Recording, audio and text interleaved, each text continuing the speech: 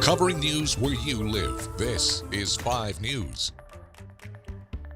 Well, thank you for joining us here for the latest news and weather where you live. I'm Joe Ellison.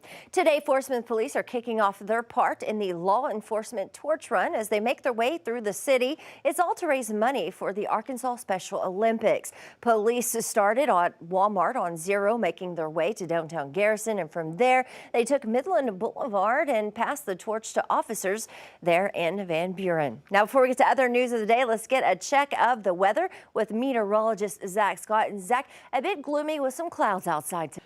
Yeah, certainly a gloomy start to the day. We had patchy drizzle, mist, sprinkles, you name it, overnight. So started out damp. We started to dry out, though, and I think that process overall going to continue. Now, can't rule out a stray sprinkle or shower as we go through the day.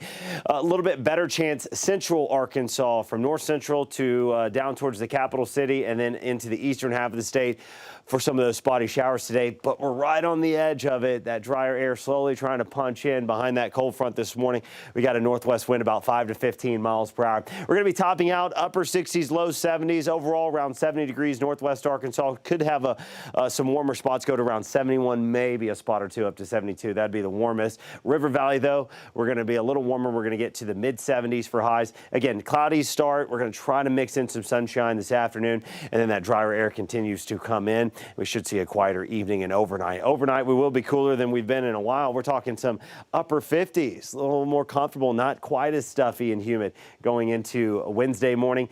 50s to the north, lower to mid 60s across the south. Joe. All right, thanks so much, Zach. Well, we have an update to a developing story as people voice their concerns over an unfinished bridge project. In April, we reported that Washington County was demolishing a newly constructed bridge that cost nearly $500,000. County Judge Patrick Deacon says the bridge in Brentwood was about a year old and was never in service, and says the main design problem for the bridge was that it was too tall for the surrounding roads. Judge Deacon said the project would be completed a few weeks after the demolition, saving the county hundreds of thousands of dollars. But now people in the area say there are more issues for the gravel bridge now that it's in place. We have reached out to Washington County for an update on the road work in the area, but have yet to hear back. And new money is on the way to Arkansas to help with our electrical grid. As experts say, the state's power grid needs just a little bit of help.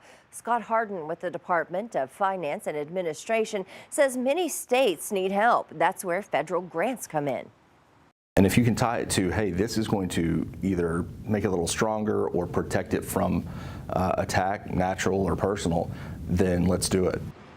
$10 million that Arkansas should see by next month. Harden says that money could be used for a lot of different things. However, the two biggest upgrades are the ones we've seen in the headlines over the past few years. When you think about natural disasters, you think of Texas and what happened during those ice storms, which was just awful. Well, Harden says the people can email the DFA through Friday with any comments or concerns they may have about the money. Well, before we go, we want to remind you that it's Military Appreciation Month, and as a way of giving thanks all month long, we're sharing your stories. If you know a veteran and would like to give thanks, just send a photo to this number right here, 479-785-5000. Just text it. Now be sure to leave their name, where they're from, what branch they serve or served in, and maybe even a quick message. Then every Wednesday this month on your 5 News This Morning, we'll show those photos, your veteran, live from 4:30 to 7.